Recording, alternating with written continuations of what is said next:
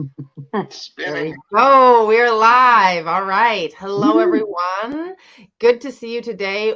I'm here with Jim Valerie, who is a couples therapist and men's coach, and we're going to answer all your questions around what is couples therapy, who should go, when does it work, when does it doesn't work, and then what is this coaching thing on top of it? Because I know a lot of you are out here and you want to get help, which is amazing. You're not just thinking, well, we'll just suffer it out, or it's embarrassing to get help, or we should figure it out. You know that there is help out there, but I know it can be pretty tricky to navigate what kind of help and who's it for and what's it really going to look like if I did it. So you've submitted a bunch of your questions. You can ask questions below as well while we're talking. I'm just going to open up the chat here. You have to say yes to StreamYard adding your name, and then we can see you when you comment, okay? So don't be shy. Please comment in there. You have asked a variety of different questions. We're going to try to get through as many as we can, but please add more below. Like if we say something and you're like, what does that really mean? What about this situation? What about that situation? Comment. We will get back to you. If we don't get to you live, we will get back to you afterwards. If you're watching the replay, comment replay and tell us what brought you here. What interests you about hearing about couples therapy and coaching, and why is that important in your life? So Jim is going to answer a lot of these questions today because he has a lot of experience as a couples therapist. So he's seen the ins and outs of it. He has his methods and he can let you know what that's like. So let's just start at the basics. One of you had asked, if you've never been to therapy of any kind before and you want to go to couples therapy, what would happen? What's it like when you step into this stranger's office and you want help with your marriage? Yeah, so a lot of times when people walk in, they're like, I've never done this before. I didn't even know what this is like. I don't know what to expect. And I'm like, we're just having a conversation, man. We're just sitting here talking and we're going to sort of work through it. Now, on the therapist side, there's always sort of the notion of what is the presenting problem, because people aren't just coming to me for couples therapy because they're like, hey, man, I just want to chat. You seem like a nice guy and I want to be your buddy. Like, that's not really what's going on here, right? So there's sort of this, there's something wrong and we don't have the solution. So we're going to go to a professional who knows how to navigate through these things and help us dialogue. And more often than not, for me anyway, I don't know, there's a lot of different types of therapists out there. For me personally, I'm very much sort of I like to look at therapy like you're going to a mechanic, right? Something wrong with my car, and I don't know what's wrong with it. It's making a funny noise. So you bring it to the mechanic, he puts it up on the lift, and he tries to sort of say, oh, okay, well, here's the problem, and it's going to take this long to fix it. And that's kind of how I like to look at therapy. I like to look at therapy as a way to sort of diagnose a problem, not necessarily with a diagnosis per se, but try to understand what the problem is between uh, the two spouses, and then sort of say, okay, what can we do to sort of work on this and fix it? And I'll throw ideas out there, and people will be like, yeah, that works. No, that doesn't. Hey, I've never tried that before. And I try to throw out tools. Now, obviously, I want to hear their story first. So right out of the gate, first session, people are going to be telling me their story. A lot of times, it's a lot of this person's doing this thing wrong or this person's doing this thing wrong. And then sometimes I'll even watch people sort of argue in session. Okay. So my job in that moment is to try and help them.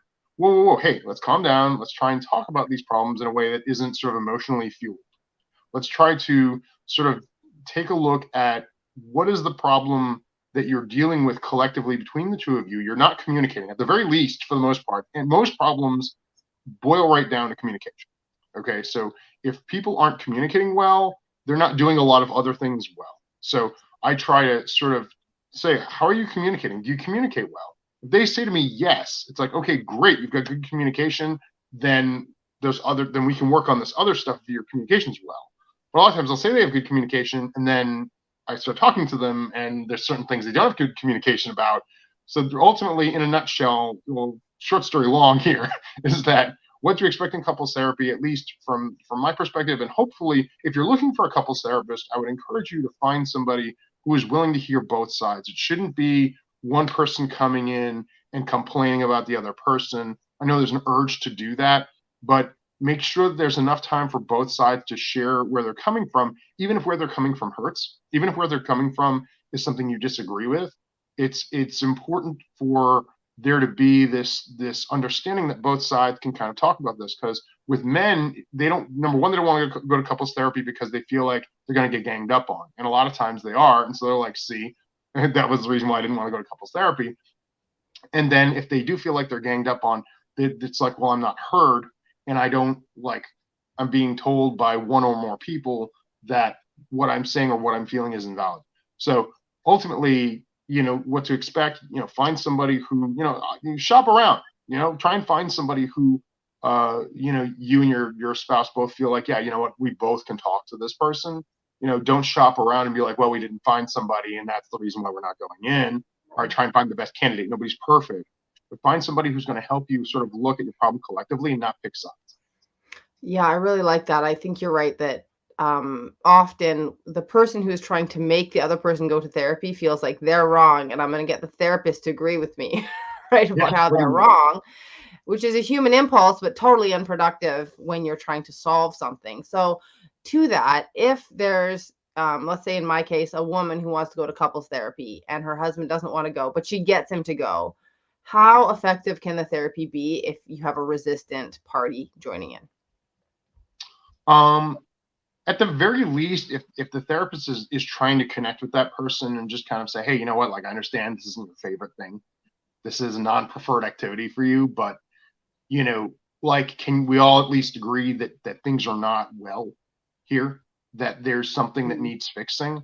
And there was when people come in, sometimes they let the problem go for years. They're like, oh, this has been going on for 4 years. And then it's like they come in and it's kind of like, well, okay, whatever you've been doing up to this point for 4 years hasn't been working. So let's just admit the fact that everybody needs a little bit of help. I can't like I can't fix my car myself. Like there's some things I can change out my battery. I could probably change my tire if you Right. give me a tire iron or something. But if somebody said, yeah, what, Jim, why don't you pull out the engine? We'll just change out the engine. We'll change your Mhm. transmission. I'm like, dude, I have no idea. I have the foggiest idea, and I have no problem saying that. Now, some men might be like, oh, well, I know how to Mhm. change my transmission. Cool, Right. good for you, awesome, Right. dude. You have skills I do not have. Right. But like, there are things that we know how to do and there's things we don't know how to do. And I think that's when we go to a professional and sort of say, all right, well, there is something wrong here. And we do Mhm. have to figure out what's wrong and how we can fix it. And if the therapist, bear in mind, watch your therapist. If your therapist isn't looking at your marriage from that perspective, they're not, I guess to use a PC term, it's like if they're not marriage positive, okay, like you might Right. want to think about, is that the right therapist for you? Because sometimes there are therapists out there who are not marriage positive. They're very they're encouraging people to split up, because Right. that's what's going to make you happy. And it's like, wait a minute, that's not what we're here for, So So that brings up the question. I had someone ask me, why would a therapist say that you should get divorced? And this is a situation where, they'll come privately to the one party and say, hey, this isn't going to work or whatever. And I hear what you're saying. Like, you wouldn't do that because you see yourself as a therapist who is there to heal marriages, to fix marriages.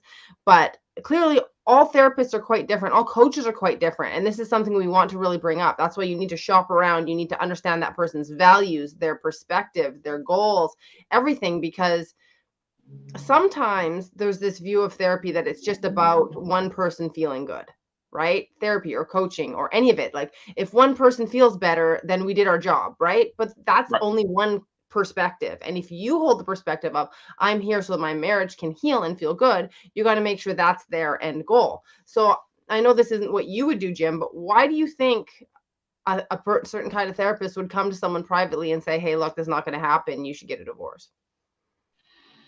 They have a couple of reasons. It depends on the circumstance. I don't want to just paint a with a broad brush, okay? But excuse me, I think if the therapist really thinks that the person is in danger, okay, so like I'm going to go ahead and assume that they don't have an agenda and that they are really concerned with the person's safety. Like in therapy school, what they taught us is that if somebody's married to an alcoholic and that person is continuing to engage in their alcoholism, that you should encourage that person to leave that alcoholic.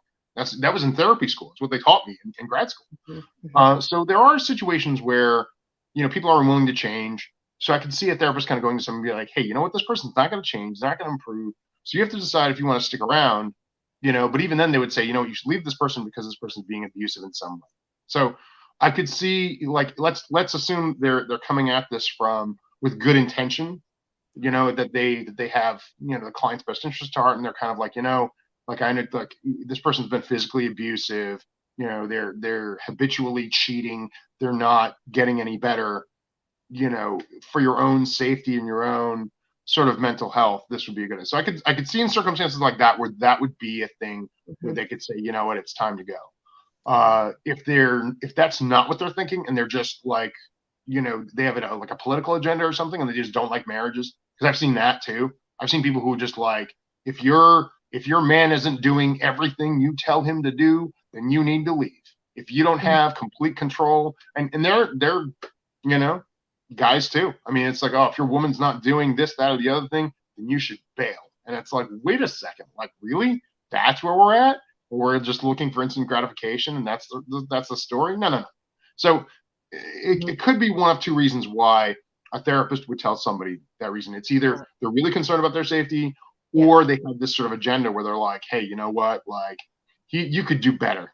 You could Yes. do better, and you could get half as income. You can pay child support, and you can do better. You can be happy. You just gotta dump. You just gotta take out Right. the garbage Right. and get Hey, better. hi You know? Justin. Thanks for commenting below. And you're right. You're so right. It's about the good fit in the relationship. Um, I love what you're saying because we just have to be really aware of the different attitudes towards health and attitudes towards marriage. Otherwise, you're going to get blindsided by somebody who has a different value set than you. Yeah. Um, in terms of safety, I want to recommend a book that I always do called Why Does He Do That by Lundy Bancroft. So if you're a woman and you've been working on this thing for years, this is about situations that probably won't change.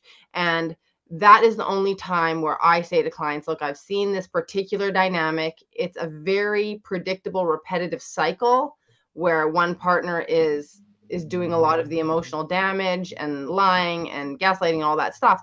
But the big but is a lot of the social media right now is making it seem like every relationship is like that. You know, Mm. like when your partner doesn't validate you, now he's gaslighting you. It's like, no, he's being a human who feels threatened and he's being defensive. And that is very normal conflict. I call them normal problems, right? Typical problems between men and women, typical human problems. And although I think it's really important for people in genuinely emotionally abusive relationships to see that, because usually they're in denial and they can't tell. So that's why this is being promoted more to help them. But the women who are in normal problem relationships are getting the same content and being like, oh, my man's a narcissist. Oh, my man, he's always defensive. Oh, he's never wrong. Oh, he never apologizes. And it's like, no, ladies, the women who are in abusive relationships would kill to be in your relationship. I've worked with them. I've been close friends with them. The kind of emotional chaos and drama that their husband actually incites and activates in the relationship is not normal. It's not what you'll see a normal man who has normal, aversions and preferences. So if you're concerned about that and you've kind of been really, really beat down mentally, read that book. Why does he do that? And I'll put it in the comments below, because we need to differentiate between these truly pathological marriage problems and the really normal marriage problems, which can be very, very painful, but are still very normal. And the normal ones can be healed and they can be fixed a lot easier than these ones that have, I guess, more sticky roots and more insidious type patterns going on. Yeah. Okay, so I'm just going to look here at the questions people asked to see. Oh, this is a good one. Do people go to couples therapy as a last resort?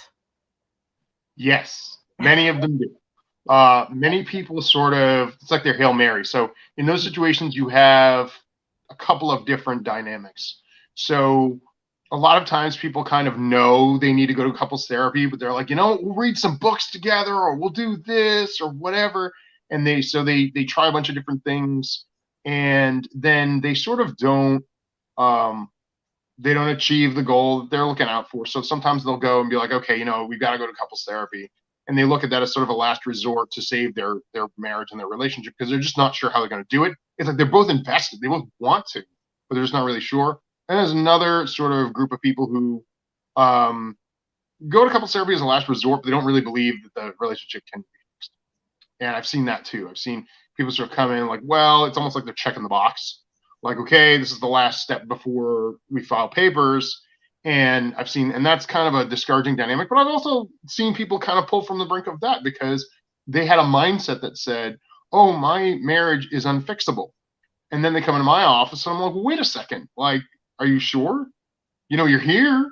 We might as well try and fix it. We might as well see what's fixable. Mhm. And in some cases, I've seen people say, you know what, I'm done. I've seen, they just needed to check the box. Like I've seen that 100%.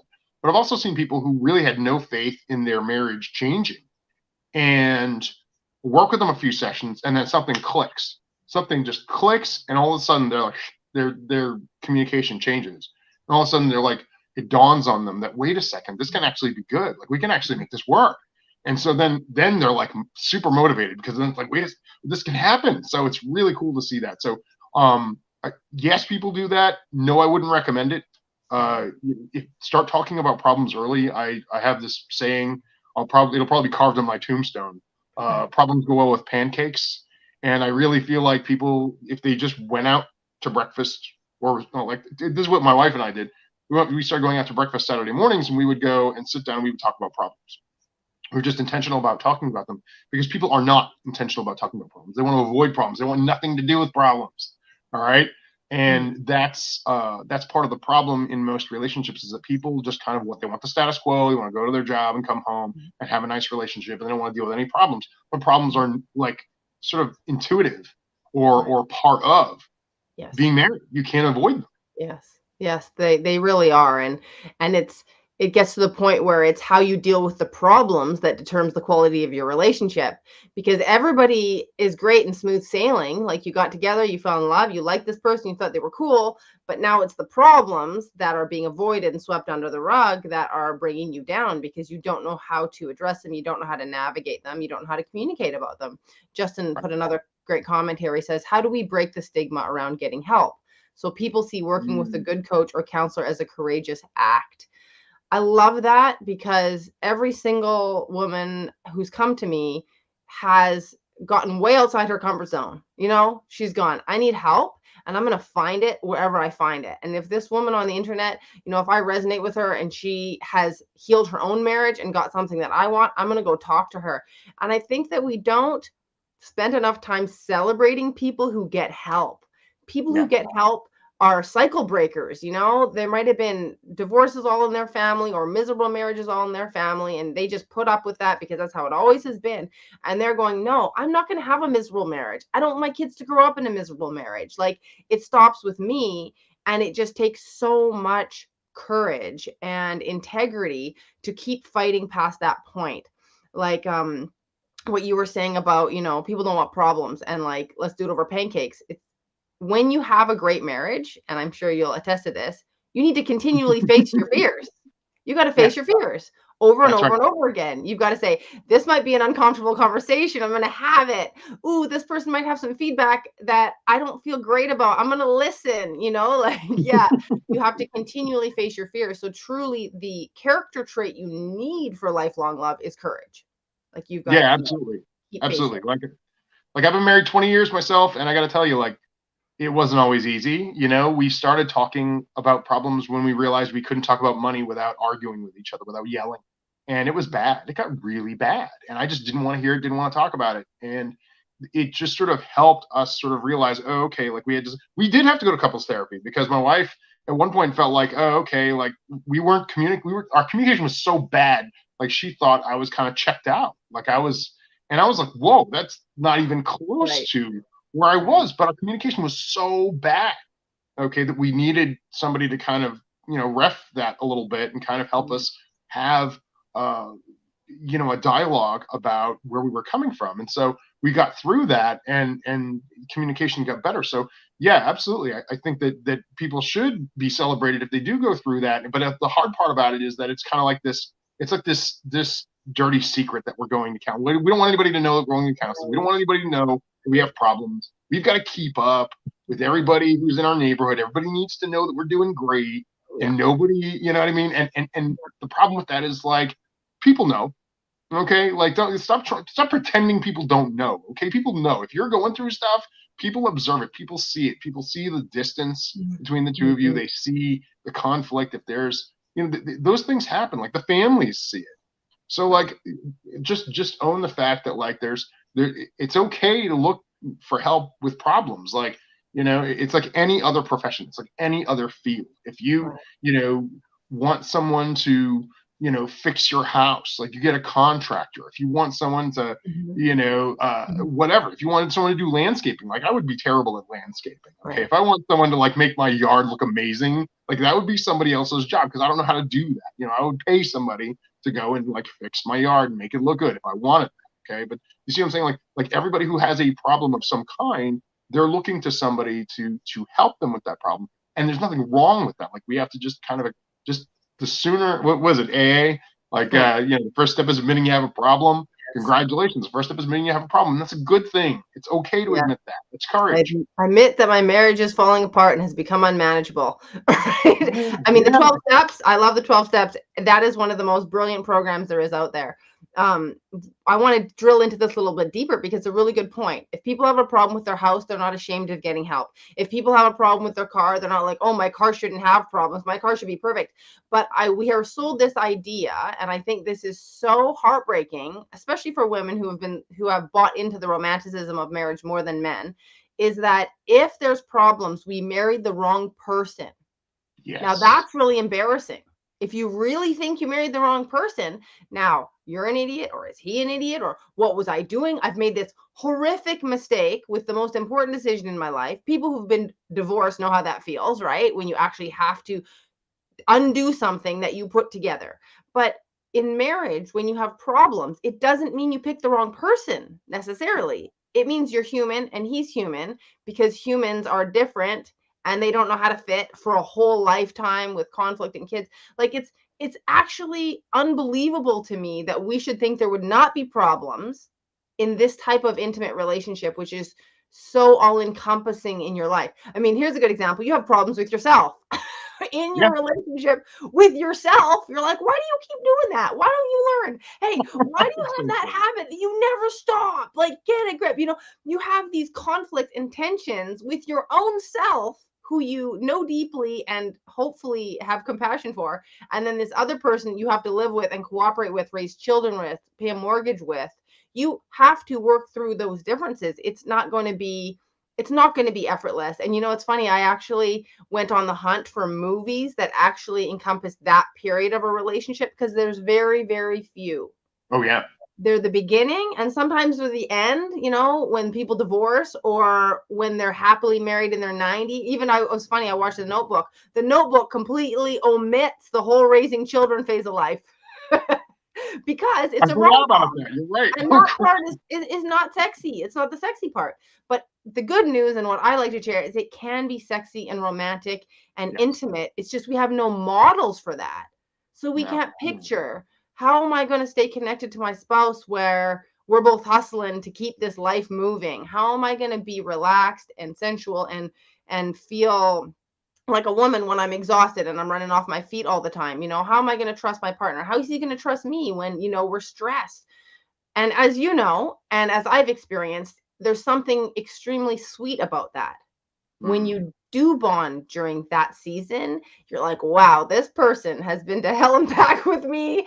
They have seen me at my ugliest, yelling at the kids and being a hot mess, and they still love me and they still want to go out with me. Yeah. That's like a level of security and intimacy that I wish all people could have. And that's what really makes me passionate about doing this work, because we think we can have it outside of the mess. We try to get rid of the mess, but it's inside of our real lives that the intimacy is built. Yeah, for sure, for sure. You mentioned movies. A good movie about sort of the struggle in relationships with kids and all that stuff. The Yeah. Story of Us. I don't know if you saw that, Bruce Willis. I haven't seen Um, it. that's a good one. That's a good. Check it Okay. out. That's a good one because they struggle and they come and they like go to couples therapy and they're like this close to Right. getting divorced and stuff like that. So it's pretty good story. Yeah. You'll shed a tear at least once. I'm sure I will. But yeah, I'll the feel it. but the even the concept of intimacy, like what even is that? And I think that the hard part is that there's uh sort of there's phases of marriage, right? And I think I took a training on this because I got to get my CEU hours to keep my license, and I did a Right. training on that last year. it talks about how like there's this sort of phase, and then it's like what people call a honeymoon phase, where things are really good and great, and things are great, and then there's sort of like a next phase where it's like soured intimacy is almost what they call it, and it's Mm-hmm. kind of like there's this expectation that things are going to keep going well, and then they don't, and people are kind of like not they're like, wait, what the heck is going on here? Like, this isn't what I signed up for.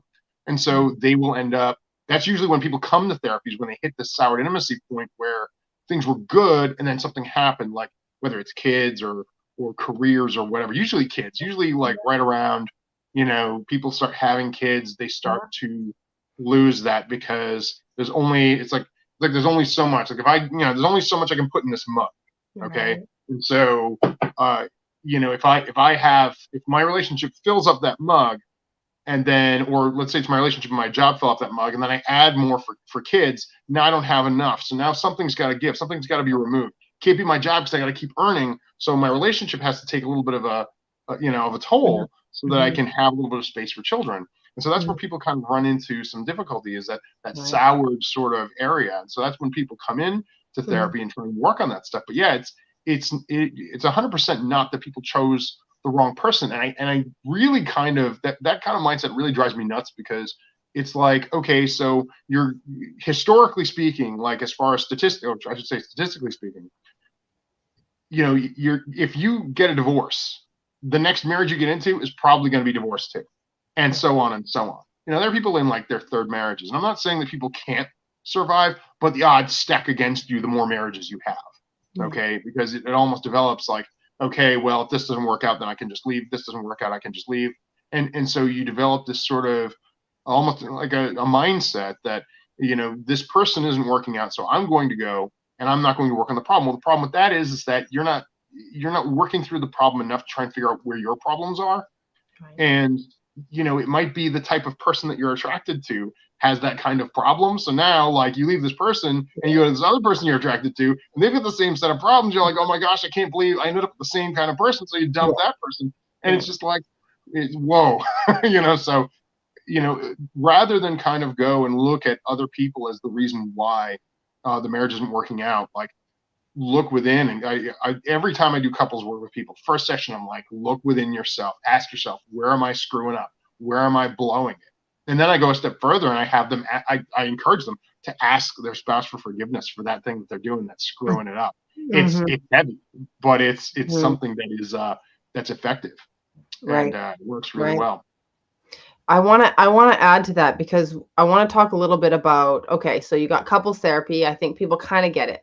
Now, you also can do men's coaching, and I can Yeah. also do women's coaching. So, if you have a man who goes, my wife doesn't want to go to therapy. She's not in it. She's got a real sour attitude about me, and but I want to work this out. I don't want to separate my kids. I want to figure this out. How do you approach that?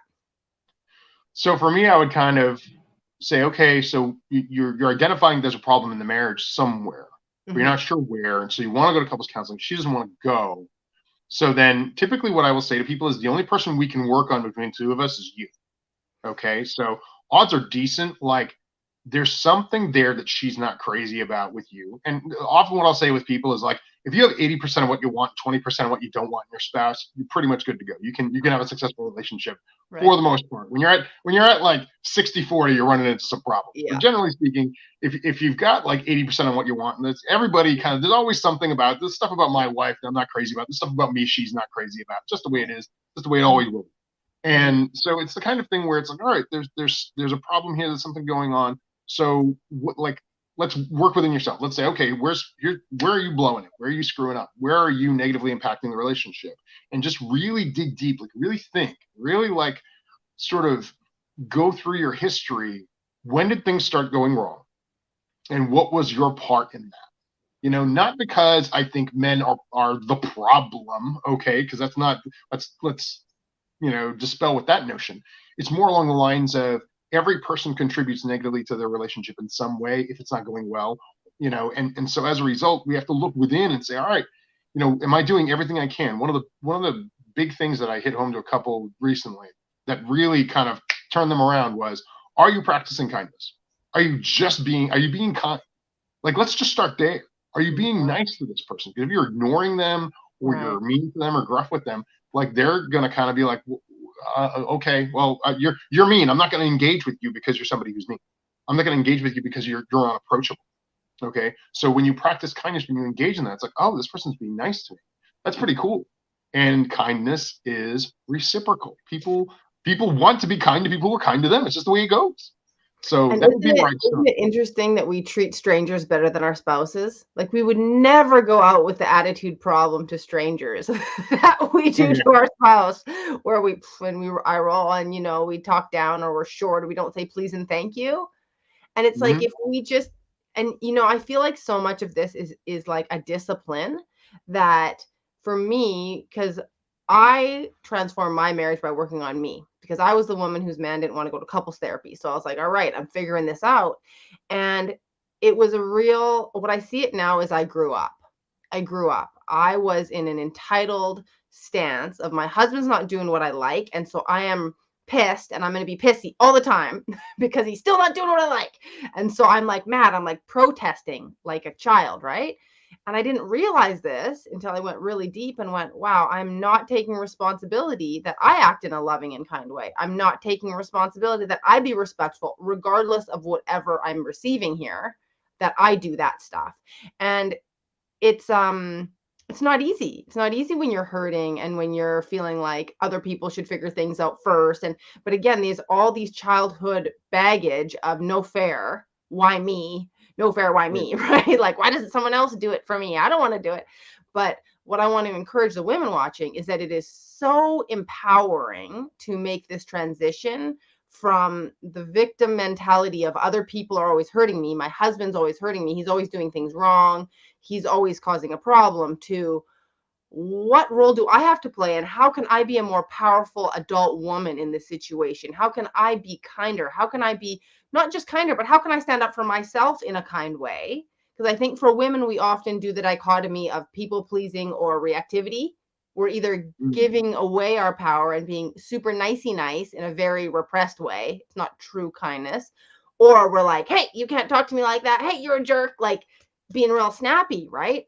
Right. And it's like, what if you said, hey, I kind of hurt when you said it that way, and I want us to get along. And I know you didn't mean it. I know you didn't mean to hurt my feelings. Maybe you're stressed today, right? Taking that approach to your marriage opens you up to a whole different way of being with yourself, with your kids, with your whole life.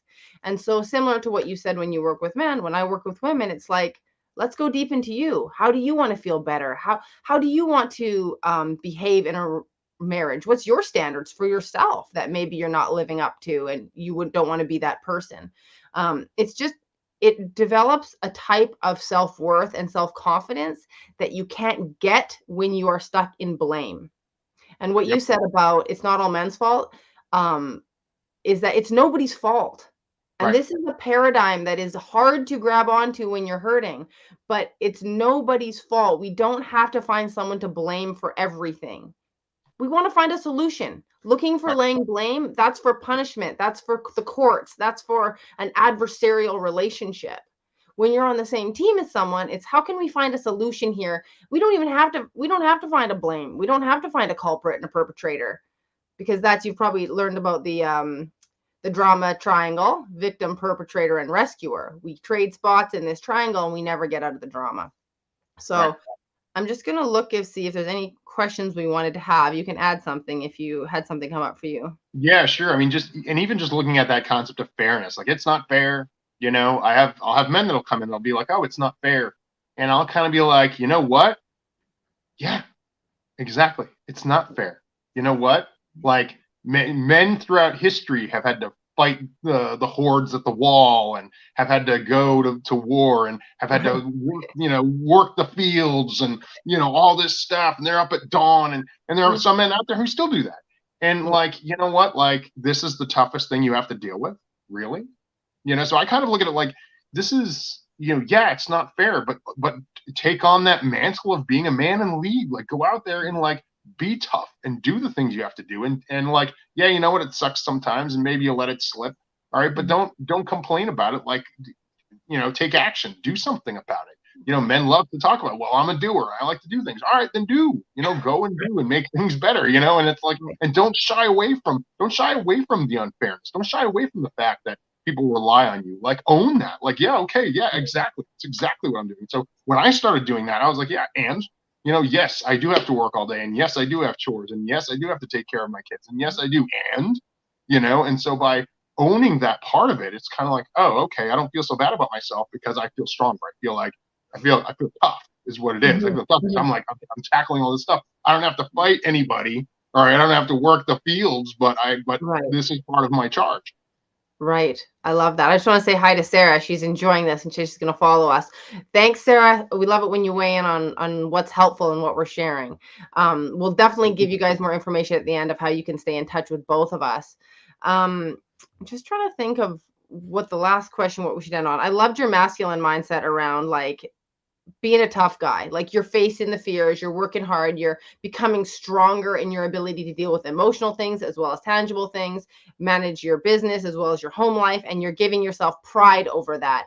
And that actually is something that again in this adult mindset is that I can have pride in how I conduct myself in my marriage. I can have pride in my dignity, that I'm not, lashing out like I used to, or, speaking in ways that I'm not proud of, that I wouldn't want anybody to see me in public or my kids to see me. So it is this rising up into your better self that again is very satisfying and is very inspiring to your partner, because it's not the end of the story, right? We are doing this for ourselves, but your husband or your wife looks at you and goes, that's that person I married. I remember. They're amazing. They're powerful. They're hardworking. They're smart. They're strong. They're kind, because you are all those things. And the reason these marriages deteriorate is because when kids show up or when there's job struggles, we can't handle the stress and we don't know how to handle the stress. And so we need to grow as individuals. Who we were before we got married didn't have the skills to be married. Who we were before we had kids didn't have the skills to have kids. So it's no wonder we don't know what we're doing. That's normal. You learn in that container. And when you have the courage to say, nobody showed me this, my parents just got divorced. Nobody showed me this. My parents hated each other. They just bickered. Or, I remember as a teenager looking around and going, I don't see any married couples who inspire me to get married. They all look rather bored. They all look kind of ho hum, and that's not really doing it for me, right? And so, in this generation where we're looking for a greater depth in our marriages, where roles are changing, where there's a lot of complexity to family life, you need support. It's not easy to figure out on your own. So, don't feel like you should know. You should just know, because you didn't know. I didn't know. And it's because we learned this stuff that now we're out here teaching people. Yeah, and it's okay to ask for help. Like, just if I could, say one thing today, don't be afraid to ask for help. Like, that's what people are out there for, and there's Yeah. people who know, how to fix these things. I like to think we're those people, or at least I like to think I know a little bit about like the trials and tribulations of marriage, having been a therapist for 20 years and having been married for 20 years. So I know a little bit about it, and Nice. and just kind of like, that's my expertise. It's what I offer people, and it's the kind of thing where if it's okay, you're not gonna there's this book, Richest Man in Babylon. I don't know if you've ever read it, but it's I've it's heard of it. it's like, Yeah. yeah, yeah, it's a good one about investing and kind of changing your mindset about money. And Mhm. one of the situations in there was the guy took some of his money and he went to, like some, I don't know, he went to some kind of different craftsman, and he said, "Oh, I gave this money to this craftsman, and he said he was going to go invest it." And the guy ended up losing his money. He's like, and the teacher who was teaching this guy about money is like, you don't go to, this type of, you don't go to the woodmaker, to learn about investing. You're not, I'm not going, don't come to me for investing. I'm not an investment guy. Okay. I'm not going to give you investment advice, but what I can do is I can at least help you with your relationship. And same thing with you. You can help them with their relationships. And that's kind of like understanding that there are people out there who have an expertise on this. They know this. They've gone through your struggle. Yeah. Or at least something similar to it. And Yeah. there's sort of a collective experience that people have. There's only so many things you can experience Yeah. in this life. And like, for the most part, like there's a lot of, sort of bleed over into other Yeah. things. So Yes. yeah, don't be afraid to ask for help. That's awesome. And I really appreciate having you on here because, I have all my friends from way back and, I'm serving the women, but there's a lot of men in my community who I know are interested in having better relationships, who, are trying to better themselves, trying to be more conscious, and they want their needs to be met in marriage too. Yeah, and I think when I'm speaking about women all the time, sometimes they feel left out. Like, well, what about the guys? And I'm like, there are men out there to help you. Trust me. And Jim is one of them. So if you want to know how to have that, more satisfying, peaceful relationship with your wife, contact Jim. He's not hard to find. He's right here on Facebook. Send him a message. And if you're Yep. a woman and you're like, you know what, I have been wrestling with, is this just marriage? Do I just need to put up with it? Don't just put up with it. Get some help. Message me and I'll let you know, what are the first steps to start turning this thing around. It can happen very, very quickly when you know what you're doing. And all the unnecessary suffering, it's just because we don't reach out for help. So don't be shy and go ahead and do that. Any last words, Jim?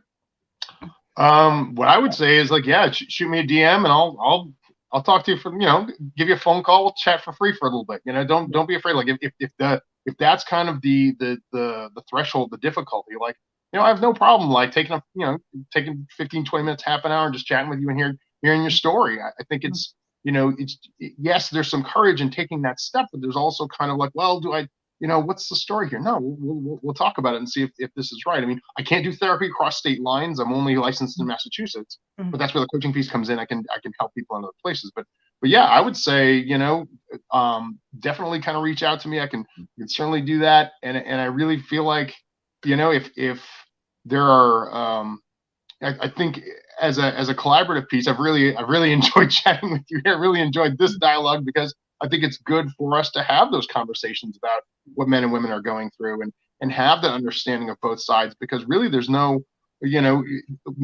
as a man, I had no clue. Like, I was completely oblivious. I got married and I was totally clueless about, like, I thought I knew a lot about women. I knew nothing about my wife. Like, I was completely oblivious. And it took a while for me to learn and understand. It wasn't so much her training. It was just us having like an understanding, having like a real relationship where we're understanding each other as people, and so that's kind of where I would go with it. Like, yeah, 100%. I'm, my website's Dynamic Marriage Solutions. That's there. I've got a coaching application and what have you. I actually have a class coming up at the end of January for guys if they're interested, if they want to kind of dip their toe in the water a little bit. There's an anger management class and an anxiety management class baked into that. So like that is something that I'm offering and I'm really excited to do. So yeah, absolutely. That's my little. Thanks, Jim. No, it's great. People got to know what you're offering and where to find you. And I want to reiterate that if you're looking for help of any kind, hop on a call with these people. If they're not willing to hop on a call with you, find someone who will, because you need to have one of the most important things for the efficacy of a coaching relationship is the quality of the relationship. Like, do you vibe? Do you feel a connection? Do you trust this person? It's actually really, really important that your personalities connect. So don't be afraid to get on the call with people. It doesn't mean you have to choose that person. Just get on a call, see how it feels. It's really low pressure. So thanks, Sarah. We'll definitely do more. I want anybody who's watching this, if you're live or on the replay, comment below. Let us know what you'd like to know more about. Is it, what are the things that you wish you knew about women? What are the things I wish I knew about men? Because there's so much lack of understanding between the genders. We could talk about that. Any questions or sticking points that you're like, man, I want to know this stuff, just ask us. Just put it in the comments. If you're shy, if you're private, you can message us privately and we'll put it into our little bank of questions that we can do in future lives. But yeah, I really enjoy doing this because I feel like there's not enough collaboration between men and women when it comes to relationship anymore. There's so much adversarial conversation about how women are taking advantage of men or men are taking advantage of women. It's like, when we're married, we're on the same team. None of that stuff has a place here. We want to put on the rose-colored glasses and see the best in each other. And if you want to feel that and not get caught up in the resentment that's being sold to you, stick with us and we'll continue to do more of this. Heck yeah, man. That was cool. We'll talk to you again soon. Take care, everyone. Take care. Bye-bye.